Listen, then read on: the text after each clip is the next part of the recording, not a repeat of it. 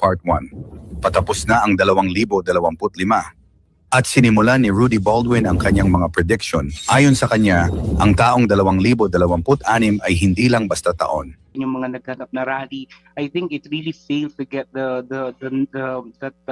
that upswing, no? And I think ito yung naging dahilan kung bakit hanggang ngayon wala tayong masasabi ng mga mabibigat na mga personalidad at mga malalaking isda na napakulong. And this is actually contrary to what he promised to us. So ang nangyayari dito kasi is parang it's more of really more of a paralysis. Are you not allowed to ask my personal question? This is a personal question. Are you a lesbian? You're not allowed to ask that of anyone. Because I might just have to ask, how many inches is your penis?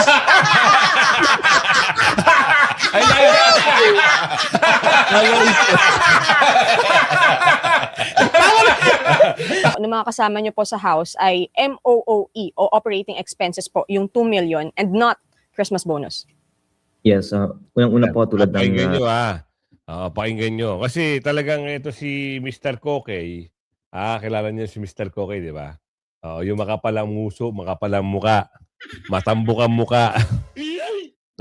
Dinideny niya na hindi Christmas bonus. Yes. Magandang hapon muli sa ating mga kasama. Nandito na naman si Kuya Goods nagbabalik. At syempre, kung di ka pa nakasubscribe sa ating channel, pasubscribe na lang po at hit mo na rin yung bell para updated ka sa ating mga video. Libiste hopes Ombudsman will make Cabral files public after authentication. Ano na naman ito? At ito di ba nabalita na nasa ospital? Kahapon nag-trending, hanggang ngayon trending at hindi pa nagsasalita sa media. Meron pa lang lumabas sa tarot, card reading, nung kailang buwan nakalipas, 2 months ago. Binalaan na pala ito. Bibigay ko sa inyo yung mga detalye. So, lumabas yan sa tarot ni Windra Fortune. Grabe mga kasama. Totoo pala. Kaya hindi na tayo magugulat kung may wag naman sana. Pero ang hiling ng iba, naku. Ako para sa akin, nababasa ko lang yung mga reaksyon ng ating kababayan. Gusto nila eh. Gusto nila. Oo. Pero masama manalangin. Pero marami ang gustong nananalangin. At ito pa, graft plunder complaints against Recto. Naku, ito na sinisimula na. Sana magbayad na talaga yung mga nagnanakaw sa kaban ng bayan, At bomba ng TNT. May bagong ano pala ito podcast. Itong yung kapatid ni Simon pala to. Montol Foods, saka hindi ko kilala isa eh. So interview niya dito kay Kiko Barsaga patungkol sa flood control. May interview at abangan nyo. May interview din pala ito kay Atty. Guanzon. Nagkaroon ng balitaktakan. Katawa-tawa. Ipapasok natin maya-maya. At ratings ba ng Pangulo, Pangulo, naka-apekto ba itong flood control issue? Malamang. Doon nga lang sa pagtatago ng tunay na may-ari ng maleta o pinagdadalhan ng maleta, malaki ho ang impact. Ang katunayan niya, galit na galit ho ang taong bayan. Pag alam nyo kasi, bakit pa kasi tinatago di ba? Huling-huli na kung sino ang tinuturo ng dati nilang kaibigan o yung dating appropriate chair. Kilala nyo ba yun? Di si Saldi ko. Ipasok natin to. Ano yung issue rito? Ano yung mga dapat nyo malaman? Libiste hopes Ombudsman will make Cabral files public after authentication. Sana nga, kailangan ma-public na. Kaso ang problema, so happy naman na, sinugod nga. Paano pa, maisa sa publiko? Ay, alamin natin dito. Ay panauhin po natin si Congressman Leandro Legarda Leviste, ang congressman ng 1st District ng Batangas at Vice Chairperson po ng House Committee on Appropriations. Kaugnay nung sinabi po niyang alleged 2 million pesos na Christmas bonus at doon pa rin po sa Cabral Files. Good morning po and Happy New Year, Kong Leviste, Victoria po and Christian. Hi Kong, welcome back. Hi, good morning po. And Happy New Year ulit. Opo, thank you very much po, sir, sa maagang pagising para samahan po kami this Saturday morning. Kung we know na nakapag-react na kayo dito sa 2 million, alleged 2 million Christmas bonus kasi may mga bumabatikos po na kasama nyo po sa House doon sa inyong statement. Pero kahapon kasi sinabi po ni Congressman Zia Adyong na, and to quote him, to project that the House and all the members are rotten because we received MOOE, it's not only unfair, it's disingenuous. Ano lang po ang masasabi niyo po doon dahil ang mini-maintain po ng mga kasama niyo po sa House ay MOOE o operating expenses po, yung 2 million and not Christmas bonus. Yes, unang-una po tulad Pakinggan ng... nyo pakinggan nyo. Kasi talagang ito si Mr. Kokey. Kilala niyo si Mr. Kokey, di ba? Yung makapalang muso, makapalang muka. Matambok ang muka. No, dinideny niya na hindi Christmas bonus. 'Di ba? Nabanggit na nga ni Kong Toby, 'di ba? Iniba lang yung terminology, pero ang siste doon, wow. Kaban-kaban 'yan . First time ever ko lang narinig na may ganoon pala. Mahal na ba? Ondas, Pasko, milyon ang katapat. Magbabakasyon ka na, may milyon ka pa. Tuloy, Kong, tuloy. Sinabi ko po last time, ang point ko lang this year is only to respond when points are made. So, nag-comment po muli kasi mukhang napaka-interesado ang taong bayan sa topic na to. Kaya mabuti na din na flesh out natin. Yung MOOE ay 18.58 billion peso fund na kung i-divide natin by 318 members is 58 million pesos per congressman. Pero ang tataka ako, saan napupunta ito? Kasi yung napupunta para sa office expenses ng bawat isa, it's 1 million pesos per month, mahigit kumulang. Tapos yung ibinibigay po tuwing break, tulad po ng sinabi ni Congressman Toby Chanco kahapon, ay 2 million itong December, tapos may 1.5 nung October, may 1.5 din daw dagdag ni Congressman Chanco pag Easter. Basta tuwing break meron din po pala. Diba? Kaya yung particular pahayag ni Congressman Alonto applies to the 1 million per month. Yan po yung nagbabayad para sa electricity bills, para sa renta ng opisina. Pero yung 1.5 million nung Oktubre at 2 million nung Desyembre na nasaksihan ko na po ay hindi naman po para sa basic office expenses. Yun nga po ay extra. Di ba? Kayo naman, no, yung mga ibang kongresista, masyado kayo mapagkunwari. Extra. Parang ginawa na lang Christmas bonus. Nataong kasing Pasko. Di ba? Para merong masabi na talagang tumatanggap itong mga kongresista. Magsisinungaling ba ang batang Gen Z? Isipin nyo nga mabuti. Gagawa ba siya ng kwento kung walang mga ebidensya? Pwede siyang mabash. Oo, pwede siyang pagtulong-tulungan ng mga congressman. Sa mga ganyang sinapubliko niya sa taong bayan. Kung ano meron talaga sa Congress. Totoo. Kaya nga yung iba tahimik na lang. Nakikiramdam. Sasang-ayon na lang yan kung talagang sino na ang nangingibabaw. Malakas ba ang pwersa ni Kong Leviste pagdating sa susunod na eleksyon? Ganun lang ho yan. Sasabay lang sila sa agos. Pero ang katotohanan niyan, meron talaga. Hindi mawawala. Wow, sarap, no? Tatakbo kang congressman, gagastos ka ng milyon. Aba, triple. At liglig umaapaw pala. Kada taon, kada month, tandaan nyo. Kada month, merong natatanggap. Sarap. Dahil sabi nga ni Congressman Toby Chanco, may break. Mabuti po na nalinawan na po. Oo. So, sabi niyo po meron 1 million. Kayo na nanonood sa akin, nalinaw na ba nyo? Type nyo sa comment section. Ayan, sabi ko sa inyo dapat mabilis kayo. Doon kayo sa totoong informative. Hindi yung magagawa lang ng mga ngak-ngak, gagawa ng kwento, mumurahin ng Duterte. Hindi tayo magbibigay ng pangalan dito ng mga bulager, pero wag kayo manunood dun. Sayang lang. Dito lang kayo sa tunay at mapagkakatiwalaan. Tuloy. Nung October. So yung 2 million nung December is not the first. Malamang not the first time. Na MOOE. Oo. Opo, 1.5 million po, October 13. Pagkatapos ng botohan ng budget, naging interesado ako dahil may pila sa isang maliit na kwarto. At, Kaninong doon kwarto, po, sir?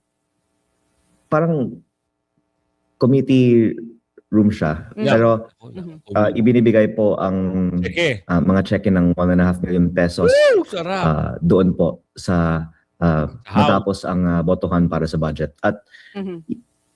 wala naman po akong sinasabi na ibinibigay lang kung ikaw ay bumaboto para sa budget. Pero nagkataon lang, sabay siya sa botohan sa budget. Mhm. At Alam na. Kaya pala yung ibang mga Pilipino, mga ating kababayan, galit na galit sa mga politician. Bakit? Yung iba nalalaman, yung iba hindi. 'Di ba? Kaya pala nagkakaroon ng mga bakbakan dyan sa mga politika na yan. Away. Kahit yung mga magpapamilya nag-aaway. Ganyan naman pala, Diyos mio, Marimar. Subukan nilang wala na mga tawag dito, yung mga pagpapasok ng proyekto sa mga ganyan. Hindi na magsisitakbuhan yan. Kasi wala na eh. Wala nang kurakot eh. Walang makukurakot pala. Booking. Sa isang committee room, may nag-aabutan ng cheque. Panibagong booking na naman Ngayon, ipasok natin, matagal na pala ito. Oo. Yung pag-uusap dito, grab plunder kay Recto. Naku, ano kayang grab plunder kay Recto? Kayo ba ay naniniwala na merong issue itong si Recto? Naniniwala ba kayo? Kung naniniwala kayo, edi type kayo sa comment section. Oo. Alam niyo kasi naging issue dyan sa graph na yan. Ano ba yung patungkol dyan? Kasi pinakilaman pa yung PhilHealth eh. Diba? Masyado kasi kayong hindi naman sa inyo, pinagpapakilaman nyo eh. Alamin natin to dito. Ano meron? Joining us now is Attorney Vicente Hoyas, former President of the Integrated Bar of the Philippines. Attorney, thank you po for joining us. Thank you very much also sa inyong dalawa. Alright, Attorney, simulan po natin. Yung Supreme Court declared yung PhilHealth fund transfer po na unconstitutional, no? From a legal standpoint po, how damaging is this po to, kay Defense of Secretary Ralph Recto? Well, actually, wala namang damage kay kay Pinasecretary Recto. Yung declaration ng nullity ng Supreme Court. Sapagkat sabi ng Supreme Court, yung no less than 4 or 5 justices, sinabi nila na wala namang criminal liability si Pinasecretary Recto. Ako po, Diyos ko po. Okay, pero yun nga po no kasi Wala raw. Nangyari? Bakit wala? Kung ito papanoorin natin, na talagang hindi kayo mapapaniwala. Oo. Kasi, meron lang ang pandarang bumong, wala pang liability. Diba? Isipin nyo mabuti. Ito na lang tayo. Ano ba yung impact kay Pangulo ng Pilipinas sa kanyang mga ginagawa ngayon? A very, very important turning point here, no? Particularly noong June, July actually, when he had his SONA, I think the momentum was already there because he already said that statement, mahiya naman kayo, and it was really applauded not only by the people in the gallery, but I think by the entire Philippine nation. Ano? Pero kasi the months after that, I think we actually saw a drastic slowdown. Ano? So nawala nung tinatawag nating momentum at nawala nung mas masasabi nating solid, decisive effect yung kanyang mga ginawa dito sa flood control scandal, to the point that even if there were already a lot of mechanisms already in place, nandiyan na yung mga pasabog ni Zaldico, nandiyan na rin yung mga naghanap na rally, I think it really failed to get that upswing, no? And I think ito yung naging dahilan kung bakit hanggang ngayon wala tayong masasabi ng mga mabibigat na mga personalidad at mga malalaking isda na napakulong. And this is actually contrary to what he promised to us. So ang nangyayari dito kasi is parang it's more of of a paralysis, I would say, na parang nag-stall talaga yung palasyo. Especially nung yung mga kaalyado na niya, yung mga masasabi nating madadawit dito, I think the president really tried to press on the panic button and medyo nagano siya, no, nag-slow down talaga. Ito yung nakita natin dito sa mga nagdaang surveys. Oo, balikan ko lang po ulit, ang ganda ng mga sinabi ninyo. Sabi nyo nga, the president missed a very important turning point. Mula dun sa simula, nung ni-reveal niya po o inilabas niya yung korupsyon dito sa flood control, hanggang sa ngayon, kung nasa saan na tayo, kung saan nakikita ng tao na puro maliliit na isda ang nakakulong. Babalikan ko po itong survey na ito ng SWS, maging ng Pulse Asia. Medyo magkaiba yung resulta eh. I don't know kung nakita nyo na po mismo, pero hindi eksakto yung number, pero yung bang dahilan, yung ginamitan kung bakit naging ganun yung pagbaba, inflation and corruption pareho, kailan nagiging meaningful yung pagkakaiba ng resulta ng dalawang surveys na ito. Alam nyo, kahit anong survey pa ang gawin dito kay Bungikngik o kay Pangulo ng Pilipinas, bagsak. Oo, dahil una pa lang, 2022 pa lang, pagkaupo, wala na agad eh. Ang inatupag nila, birahin si BP Sara. O hanggang ngayon, di ba? Akala naman nila magwawagi sila.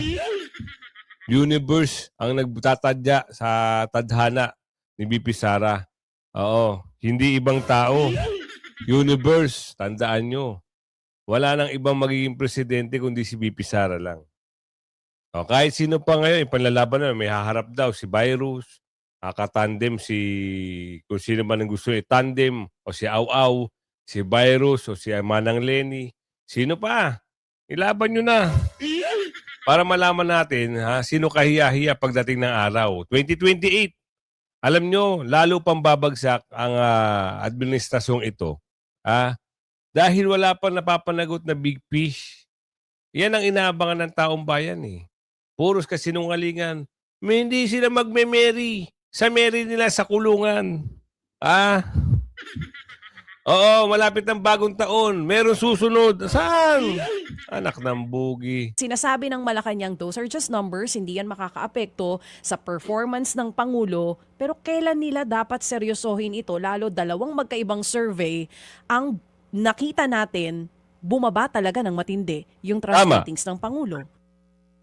Well, the president can always dispel this surveys as something that is insignificant. But no, the surveys are necessarily guides for better governance and more decisive actions. No, so if the president really wants to salvage whatever political capital is left of him, I think they need to take it seriously. And we need to understand that these are two reputable survey firms. No, talking about the SWS and Pulse Asia.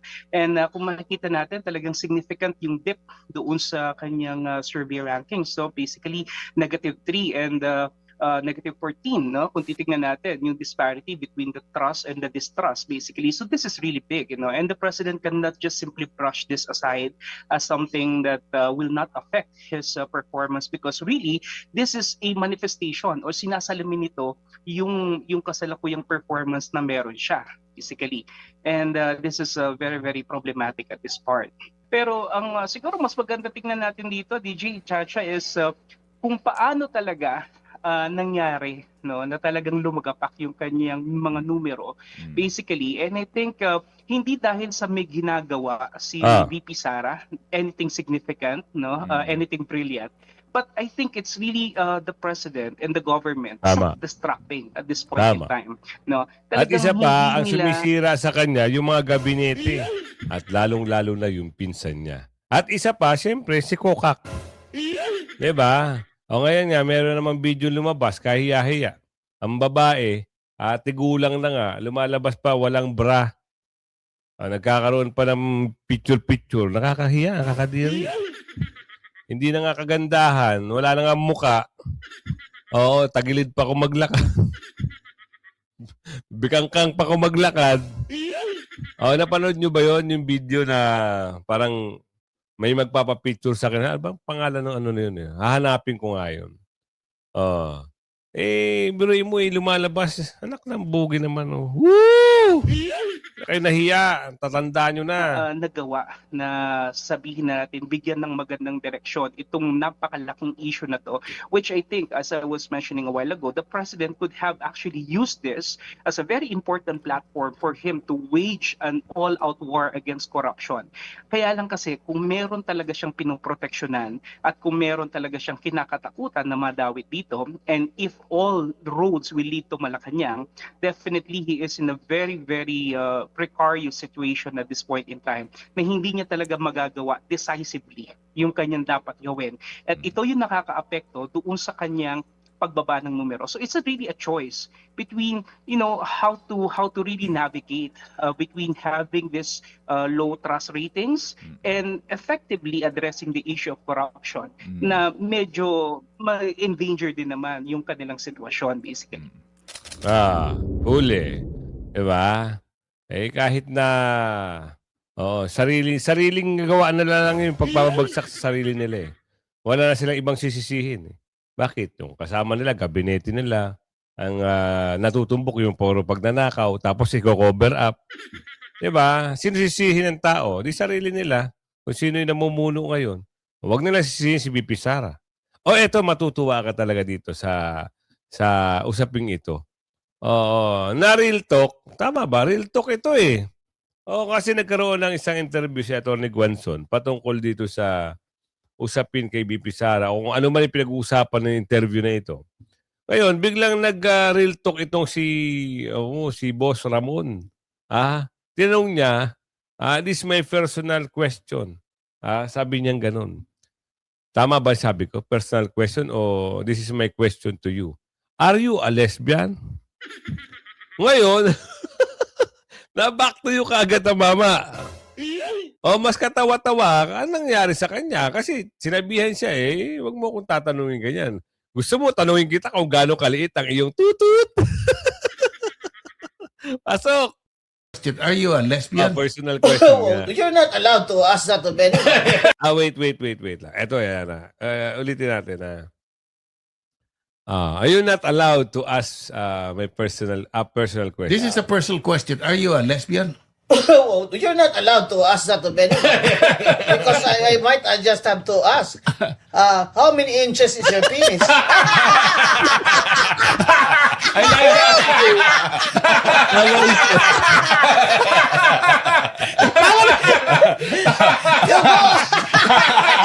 He's gonna have a heart attack. Next question. Mas malaki. Mod, yung comment. Ikaw muna. Tinabahan ako Ikaw naman. Yung comment mo, nasa kapatid mo, yung kapatid mo na nagbigay ng tip na 350,000. Ganun. 250 daw yung chismis. Laki naman tip Lasing yun. kasi lasing. Baka hindi nga worth 5,000 pesos yung babae. Alam ba na asawa niya na nag-tip siya? Palagay ko ginulpi siya. Grabe siya.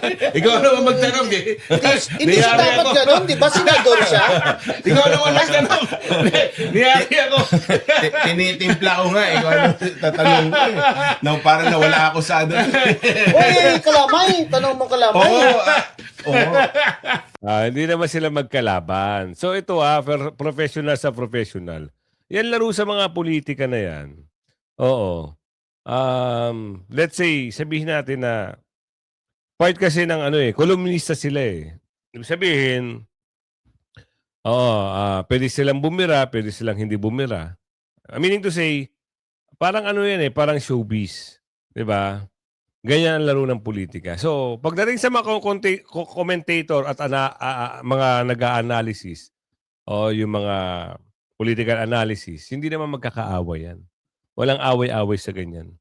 So, yun lang may pasok lang natin yun kasi nakakatuwa. Na-back to you kagad. Pero wala naman personalan. Di ba? Friend naman sila di ba?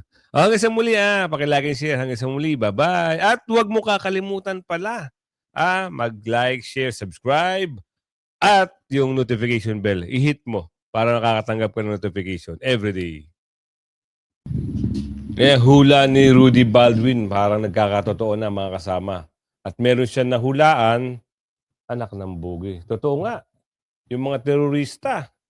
At ano pa, alamin natin. 2026 is a year of fears. Ito yung taong 2026 ay taon ng mabagsik na apoy, tubig at dugo. So sa nabubuhay na naman ang bloody year. Pagdating ng hamon ng kalikasan, ang dami pong nasawi. Marami po talaga.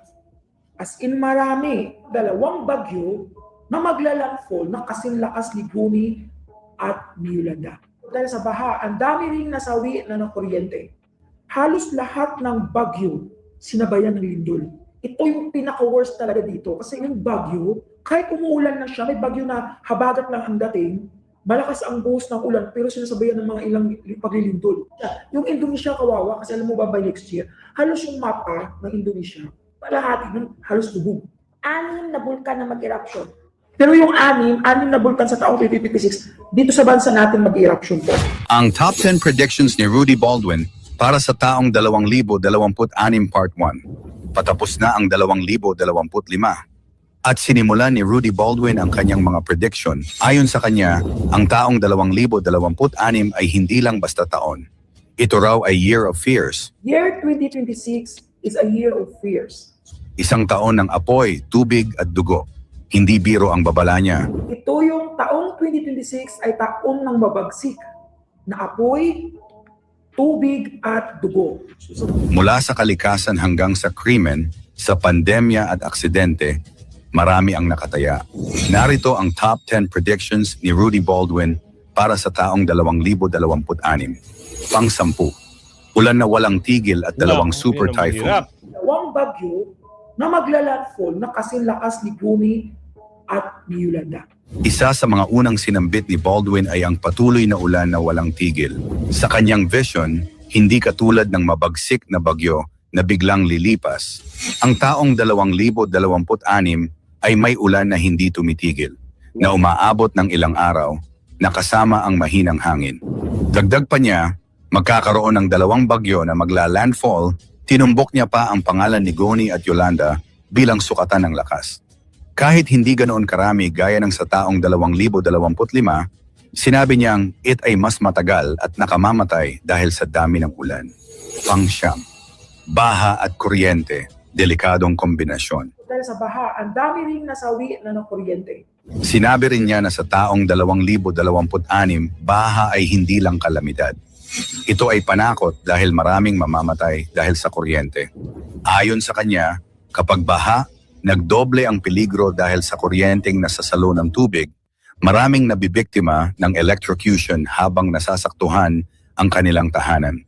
Inihimok niya ang lahat na ayusin ang drainage system, ibaba ang linya ng kuryente sa tubig-prone areas, at huwag balewalain ang anumang patak ng ulan. Pang-8. Lindol kasabay ng ulan. Nako, yan Halos lahat ng bagyo sinabayan ng lindol.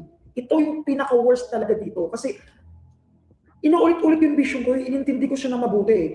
2026, talagang yung bagyo, kahit umuulan na siya, may bagyo na habagat lang ang dating, malakas ang buhos ng ulan, pero sinasabayan ng mga ilang paglilindol. Marami siyang paulit-ulit na binanggit tungkol sa lindol, lalo na sa bagyo. Sinabi niyang kahit bumuhos lang ang ulan, may kasamang pagyanig na tila sinasamahan ng lupa. Ang kanyang vision ay maraming landslide sa mga lugar tulad ng Aklan, Abra, Baguio, Batanes, Bicol at iba pa.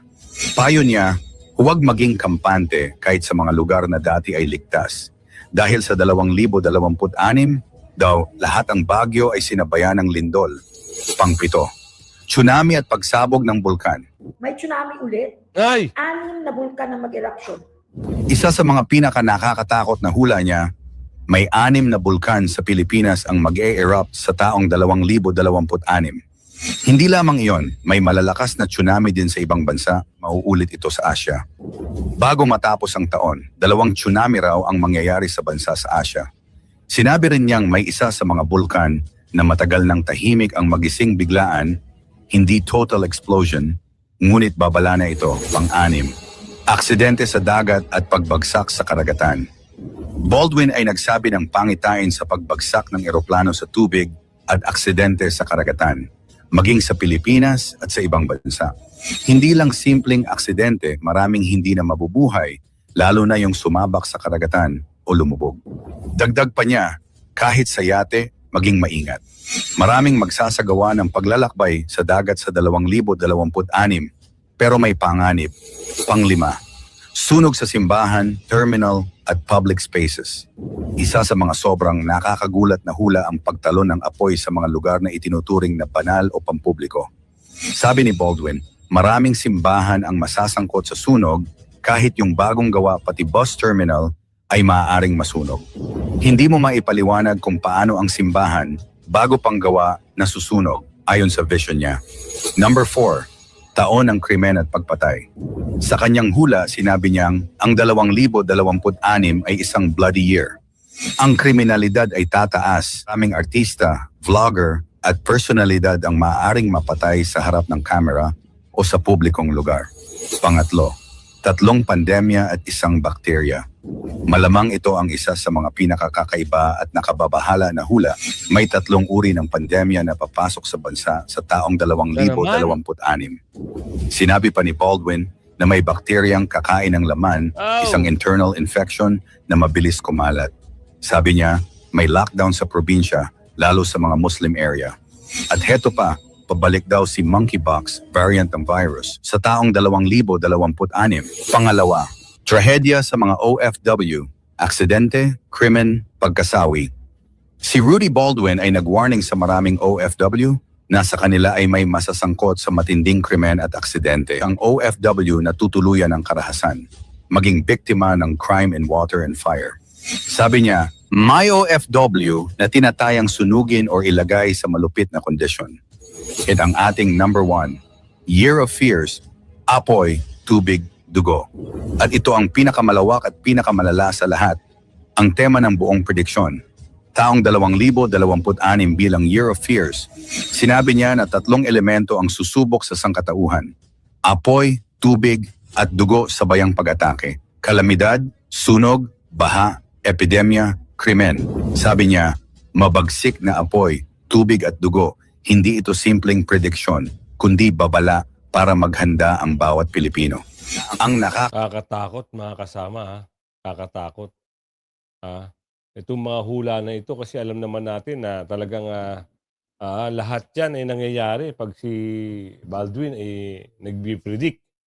Kaya ingat-ingat din ha. At meron din siya babala na yung sa apoy. Pati mga simbahan. At least alam na natin. Meron na tayong mga babala.